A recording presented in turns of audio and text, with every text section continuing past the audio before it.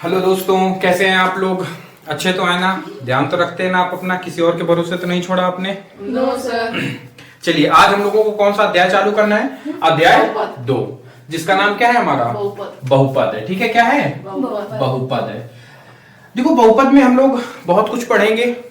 बहुपद का मतलब क्या होता है? बहुत से पद। ठीक है, इसके नाम से ही आपको पता लग रहा होगा, बहुपद मतलब ऐसा व्यंजन जिसमें बहुत सारे पद हों, बहुपद कहलाता है। इतनी चीज समझ में आई आपको? ठीक है, तो बहुपद की घात क्या होती है, बहुपद के पार्ट क्या होते हैं, कौन कौन से बहुपद होते हैं, किस हिसाब से बहुपद के पार्ट किए जाते हैं, सारा कुछ अध्ययन करेंगे। उससे पहले हमें अध्ययन करना है चर राशियां और अचर राशियां।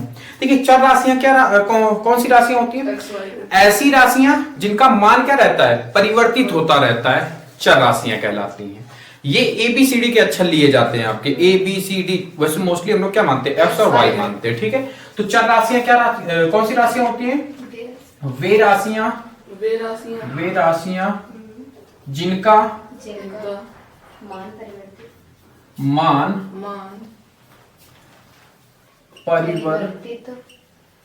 परिवर्तित होता रहता है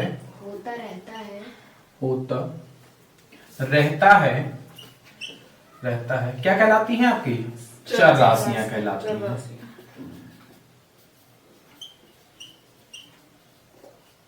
अभी मैं इसको एग्जांपल से समझाऊंगा तो आपको समझ में आएगा। ठीक है, एग्जांपल में आपका X Y, कभी कभी हम लोग A B भी मान लेते हैं, तो E T C आपकी क्या हो जाएंगी? चर राशियां हो जाएंगी। अचर राशियां कौन सी राशियां होती हैं? वे राशियां जिनका मान स्थिर रहता है, परिवर्तित नहीं होता है, वे राशियां क्या कहलाती हैं? अचर राशियां कहलाती हैं। क्या कहलाती हैं? अचर राशियां। तो अचर राशियां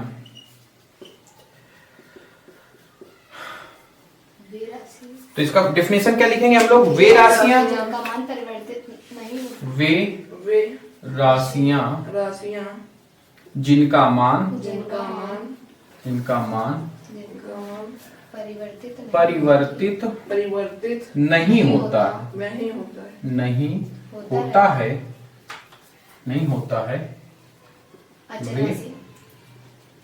अचर राशियां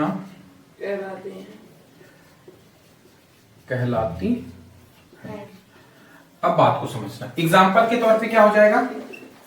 एग्जाम्पल में आपके जैसे अंक होते हैं। अंक क्या होते हैं? अंक कामा 2 5 7 9, इस तरीके से आपके क्या होंगे? आपके अंक हो जाएंगे। ठीक है, अब बात समझना। देखो, चर राशियां और अचर राशियां, मैंने डिफिनेशन लिखा दी, याद करा दिया इनको। ठीक है, लेकिन आपको समझ में कहां आया होगा? तो एक एग्जाम्पल से हम समझाने की कोशिश करते हैं। ठीक है, एग्जाम्पल क्या है आपका? जैसे अगर आप देखा होगा, कभी नदियों को देखा है? नदी को जब कभी बाढ़ आती है या बरसात का मौसम होता है तो नदियों की लंबाई क्या हो जाती है? बढ़ जाती है। और जैसे ही गर्मी का मौसम आता है तो नदियां क्या हो जाती है? छोटी हो जाती है। तो इनकी लंबाई और चौड़ाई कभी कभी क्या होती रहती है? बढ़ती रहती है या घटती रहती है। तो जो राशियां क्या लगे? वे राशियां जिनका मान परिवर्तित होता रहता है, या तो कभी बढ़ जाए या तो कभी घट जाए, वे राशियां क्या होती हैं? आपकी चर राशियां होती है। तो आप एक नदी का एग्जांपल ले सकते हो। नदी कभी बढ़ती है कभी घटती है, तो नदी के एक कैसी हो गई? चर राशि हो गई। ठीक है, अचर राशियां वे राशियां जो कभी परिवर्तित नहीं होती। अच्छा, एक बात बताओ, कानपुर से इलाहाबाद तक के बीच की दूरी क्या कभी परिवर्तित होगी? जहां कानपुर है वहां इलाहाबाद है, इनके बीच की दूरी कभी परिवर्तित नहीं होगी। तो ये क्या हो गई आपकी अचर राशि। इसी तरीके से आपका नाम क्या है? एक अचर राशि है, ये भी कभी परिवर्तित नहीं होगा। और आपके नाखून है, बाल हैं, एज है, ये क्या है? आपकी चर राशि। ये बाल कटवा लो, ये तो बढ़ते ही रहते हैं, नाखून बढ़ते रहते हैं, कटवा लोगे तो छोटे हो जाएंगे। एज भी आपकी बढ़ती रहती है, हालांकि एज घटती नहीं है लेकिन एज बढ़ती है, मतलब परिवर्तन तो होता है। तो जिस राशियों में क्या होता है? परिवर्तन होता है, चर राशियां कहलाती हैं। ठीक है, और जिन राशियों में परिवर्तन नहीं होता है क्या कहलाती हैं? आपकी अचर राशियां कहलाती हैं। क्या कहलाती हैं? अचर राशियां कहलाती हैं। तो चर राशि और अचर राशि आपको समझ में आई? अब इसको नोट करो, इसके बाद फिर मैं बहुपद में आता हूं। ठीक है, ये इंपॉर्टेंट इसलिए बता दिए थे क्योंकि इसमें आपको चर और अचर का ज्ञान होना आवश्यक है, क्योंकि इसी में पूरा बेस अध्याय है ये वाला। ठीक है, तो इसको नोट कर लो, फिर आगे हम बहुपद में आते हैं। नोट कर लो इसको। चलिए, तो आपने नोट कर लिया चर और अचर, समझ में आया आपको कि चर क्या होते हैं, अचर क्या होते हैं। वे राशियां जो परिवर्तित होती रहती हैं अचर राशियां कहलाती हैं। जो फिक्स होती हैं वो अचर राशियां कहलाती हैं। चर राशियों के अंदर XYZ आते हैं, मतलब ABCD के अक्षर आते हैं, और अचर में अंक के आते हैं। ठीक है, अब बात समझना, बहुपद क्या होता है। बहुपद, अब बहुपद की डिफिनेशन क्या होती है इसको समझो पहले।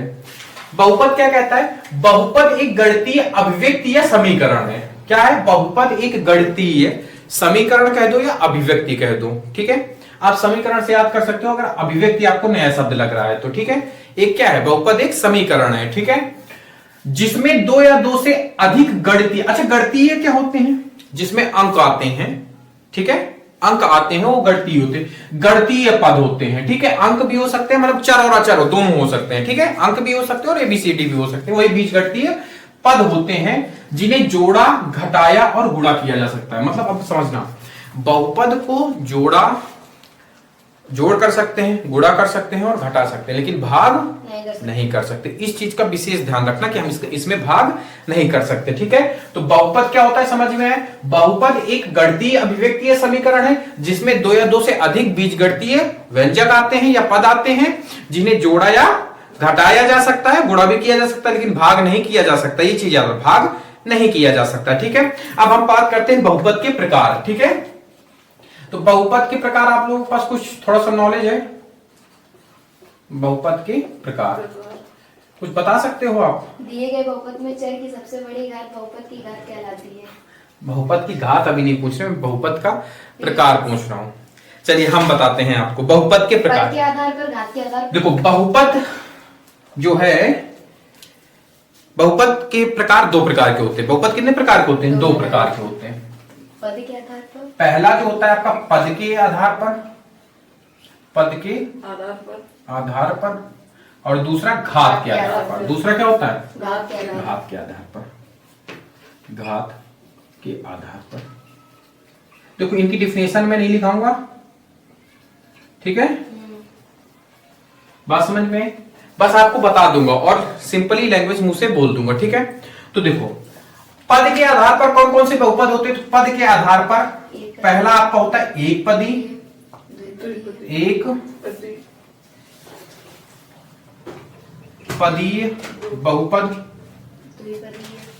बहुपद। दूसरा होता है दो द्विपदी बहुपद, द्विपदीय द्विपदीय बहुपद। ठीक है, बहुपद। तीसरा क्या होता है, त्रिपदीय बहुपद। दूसरा तीसरा होता है त्रिपदीय बहुपद, बहुपद। ठीक है, मतलब जिस बहुपद में एक पद हो वो एक पदी हो जाएगा, दो पद हो दो पदी हो जाएगा, तीन पद हो तीन पदी हो जाएगा। ठीक है, अब बात करते हैं घात के आधार पर। घात के आधार पर भी बहुपद कितने प्रकार के होते हैं, तीन प्रकार के होते हैं। कौन कौन से बहुपद आ जाते हैं आपके, रैखिक बहुपद, जिसकी घात क्या होती है आपकी, रैखिक बहुपद की घात क्या होती है बताओ। रैखिक बहुपद। दूसरा क्या होता है, द्विघातीय बहुपद, द्विघातीय बहुपद, त्रिघातीय बहुपद। और तीसरा क्या है, त्रिघातीय बहुपद। यहां तक बात समझ में आई आपको। मैंने पूछा आपका रैखिक, रैखिक मतलब क्या होता है, सीधा, मतलब एक कुल मिला के कहने का मतलब। तो रैखिक बहुपद को हम एक पदी, एक घातीय बहुपद भी कह सकते हैं। क्या कह सकते हैं, एक घातीय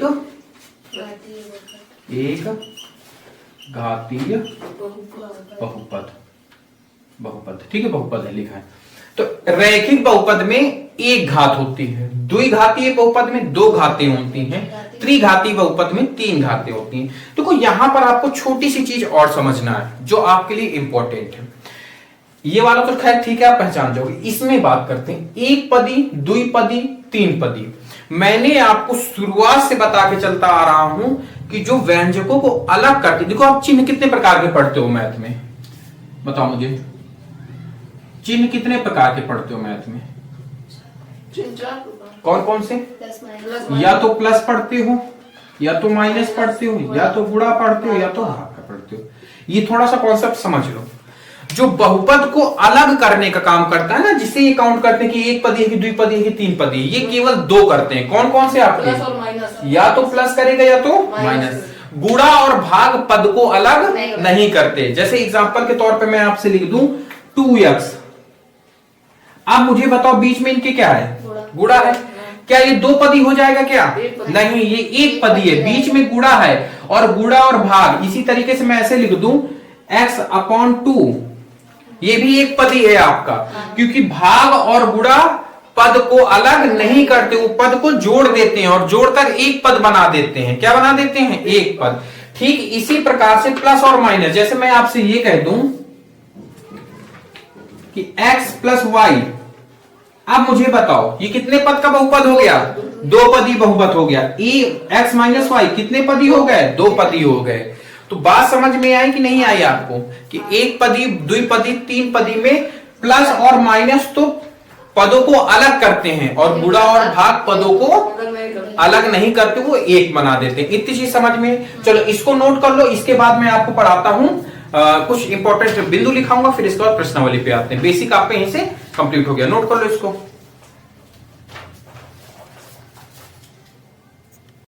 चलिए ये नोट हो गया आपका।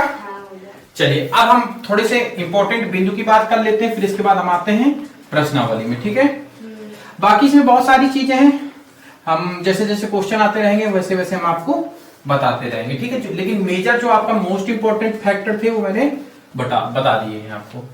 ठीक है, अब डालो नोट। कितने रुपए का नोट डालोगे? 2000 का रुपये चलता नहीं। हाँ, नोट। अब नोट में पहला नोट लिखो, बहुपद की घात कभी भी ऋणात्मक नहीं हो सकती है। क्या नहीं हो सकती? कभी भी भिन्न में नहीं हो सकती है, कभी भी भिन्नात्मक घात नहीं हो सकती है। जैसे मैं कह दूं x⁻2/3, इसकी कभी भी घात ये नहीं हो सकती बहुपद की।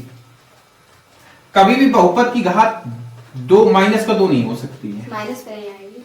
मतलब ना तो बहुपद की घात ऋणात्मक हो सकती है, ना तो बहुपद की घात भिन्न रूप में हो सकती है। ठीक है, बात समझ में आई आपको? इतना यही लिखना है आपका। तो पहला नोट आप क्या लिखोगे? बहुपद की घात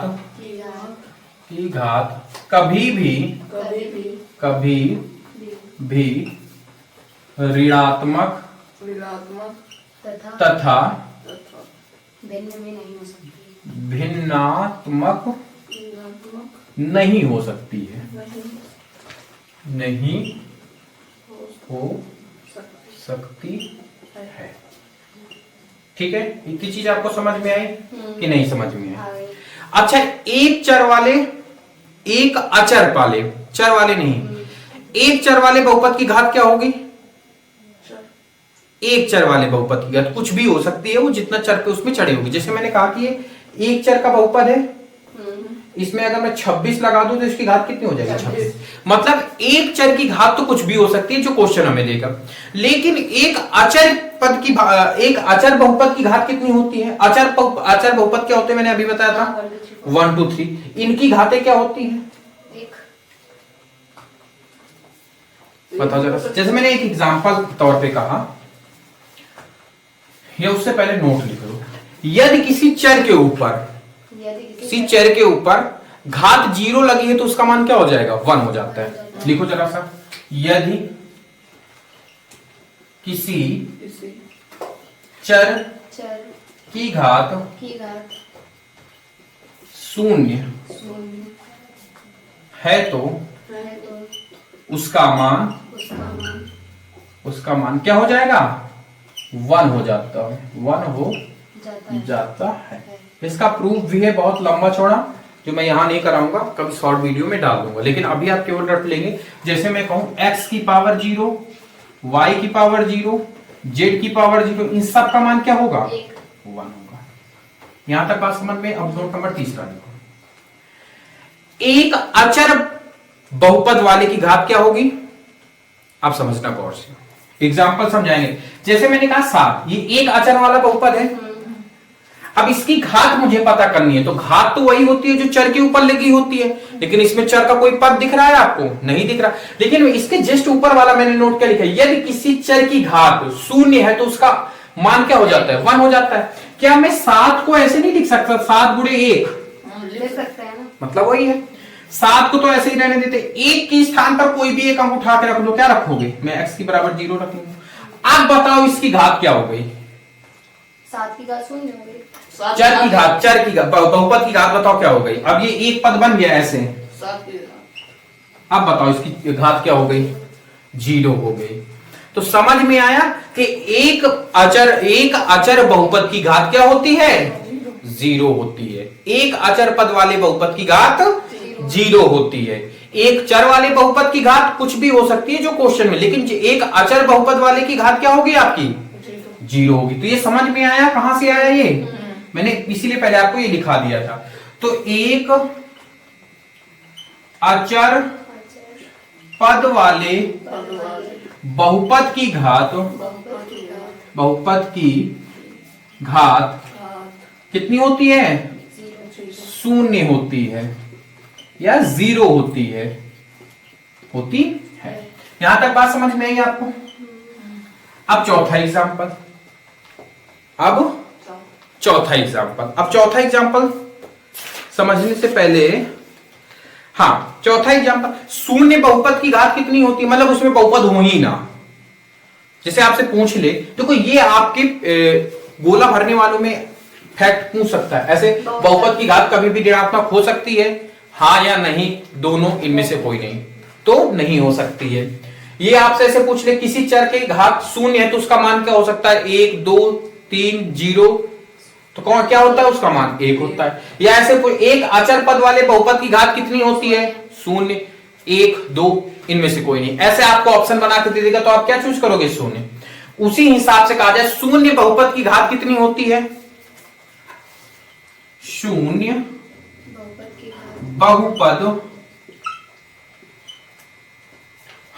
बहुपद की घात को हम परिभाषित नहीं कर सकते हैं, मतलब कुल मिला के कहने का मतलब है, डायरेक्टली सुन लो या इनडायरेक्टली सुन लो, शून्य बहुपद की घात को हम नहीं बता सकते हैं। क्या नहीं कर सकते हैं? नहीं बता सकते हैं। अरे जब उसमें बहुपद ही नहीं होगा तो क्या घात ढूंढोगी?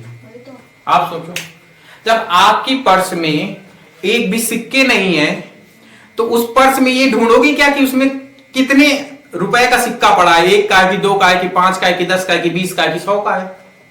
जब आपकी पॉकेट मनी में सिक्के ही नहीं है तो क्या मतलब है उसमें खपोरने का? मतलब है कुछ?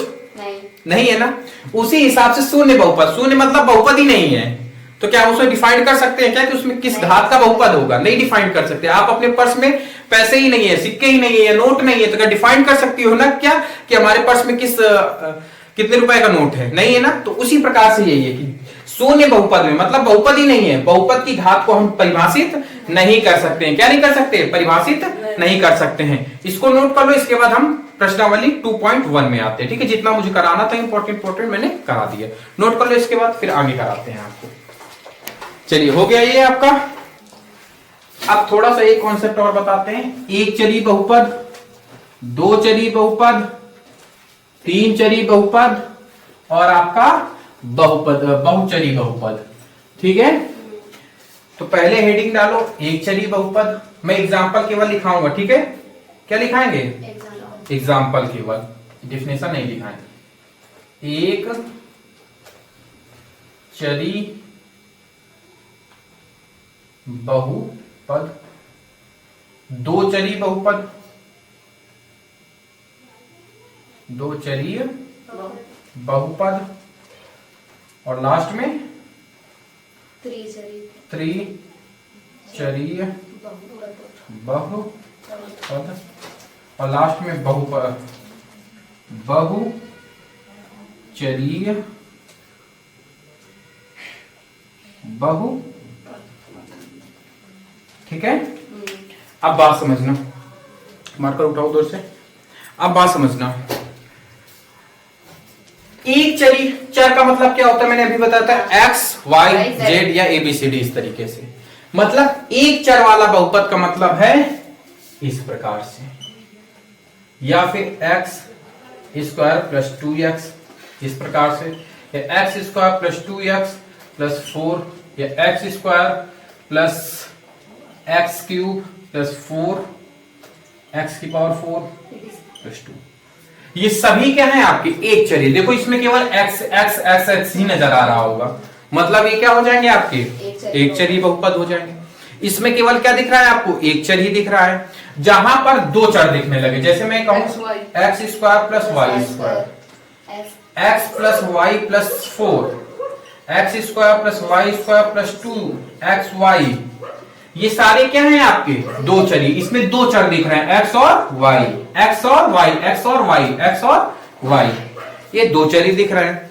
ठीक इसी प्रकार से एग्जांपल है आपका त्रिचरी बहुपद। त्रिचरी बहुपद में क्या होता है आपका एक्स प्लस वाई प्लस कोई एक और बहुपद में मान लेता हूं टी आ गया, या फिर मैं मान लेता हूं x square plus y cube plus z की पावर 4, ये भी आपका त्रिघाती त्रिपदी बहुपद है, त्रिचरी बहुपद है। पदी भी है और चरी भी है, पद भी है इसमें 3 और इसमें चर भी 3 है। ठीक है, आप कुछ भी कह सकते हो। उसी हिसाब से आपका x की power 4 plus y square minus z की पावर 4 प्लस 4, ये भी आपका क्या है त्रिचरी बहुपद है, चार पदी बहुपद है। चार पद है इसमें, इसकी घात डिफाइन नहीं की जा सकती। बहुचरी का मतलब होता है बहुत सारे पद आ जाए, जैसे x plus Y plus Z plus A plus B plus C plus D plus, इस तरीके से कहां तक चलते चले जाए, काफी सारे हो जाए तो उसको हम लोग क्या कह देते हैं बहुचरी बहुपद। इसमें बहुत सारे चर आपको दिख रहे हैं। ठीक है, इतनी बात समझ में। अब नोट कर लो बस। अब प्रश्नावली अध्याय 2.1 सॉल्व कराते हैं। नोट कर लो इसको जल्दी से। चलिए हो गए आपके नोट। आइए अब अध्याय 1.2.1 चालू करते हैं। ठीक है,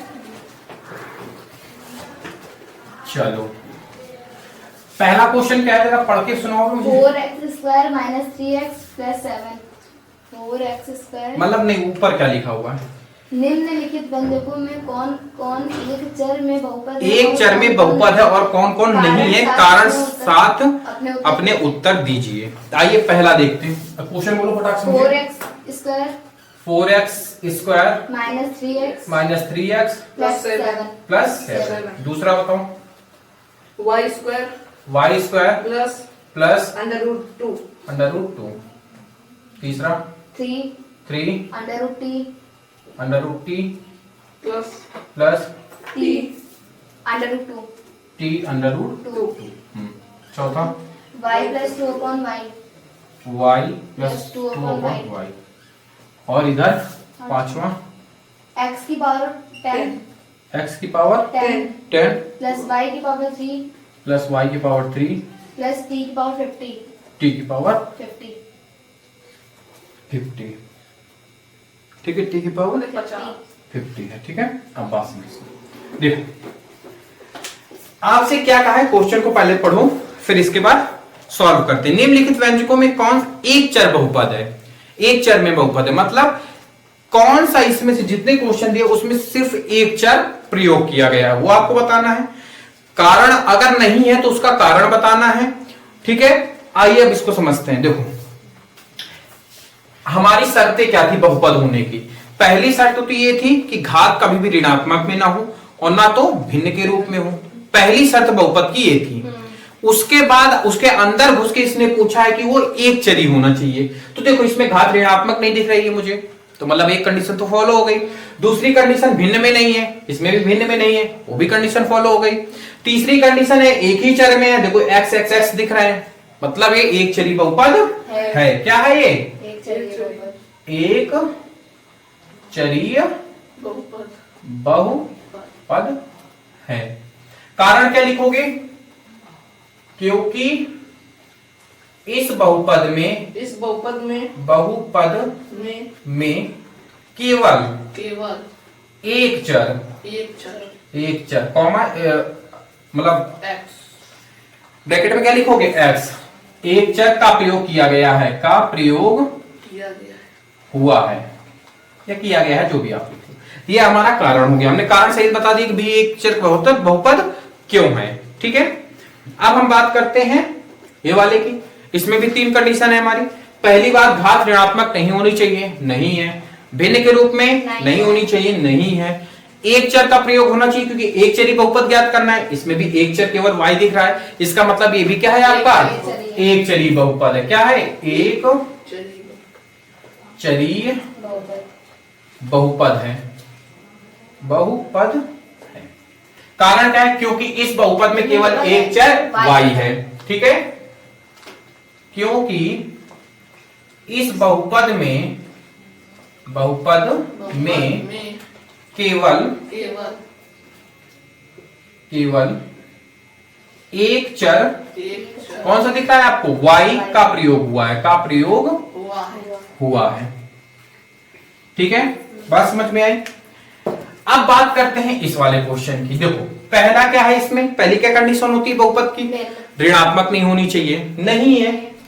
लेकिन घात भिन्न में भी नहीं होनी चाहिए, और इसकी देखो भिन्न में है, तो ये एक चरी बहुपद नहीं है, एक चरीय बहुपद नहीं है।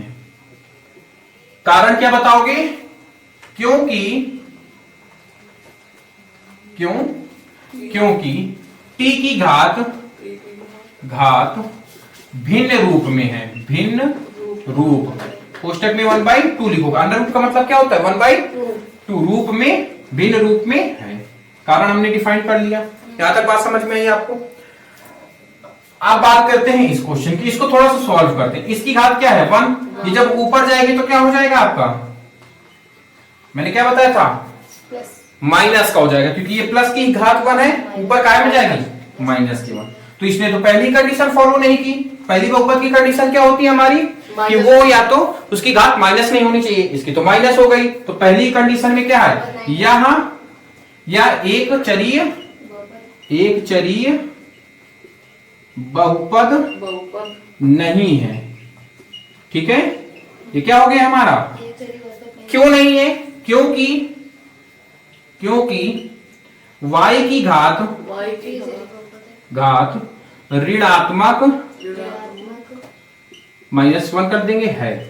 कारण हमारा क्या हो गया? क्योंकि यह y की घात क्या है? ऋणात्मक है। देखो अब बात करते हैं, इसमें भी कंडीशन फॉलो कराओ। क्या कंडीशन है इसकी बहुपद होने की?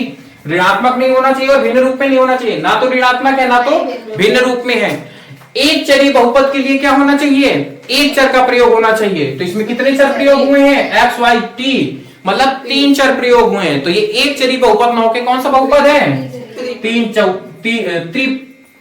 चरी बहुपद है, एक चरीय बहुपद नहीं है। किंतु यह त्रिचरीय बहुपद है। क्योंकि कारण क्या है भैया? क्यों त्रिचरीय बहुपद है? क्योंकि इस बहुपद में 3 चर का प्रयोग हुआ है। 3 चर कौन कौन से हैं हमारे? x, y और t का प्रयोग हुआ है। ये हमारा कारण हो गया। बात समझ में आई आपको? इन क्वेश्चनों में कहीं डाउट तो नहीं लग रहा है आपको?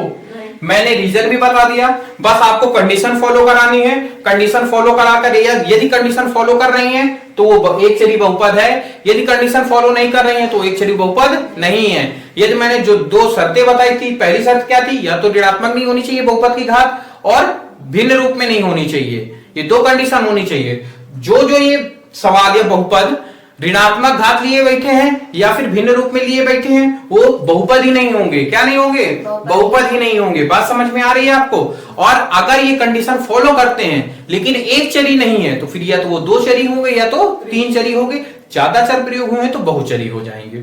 ठीक है, आई होप आपको ये बहुत अच्छे से समझ में आया होगा। आया है आपके? अब इसको नोट कर लो। अब आगे की क्लास हम कब कंटिन्यू करेंगे? कल कंटिन्यू करेंगे।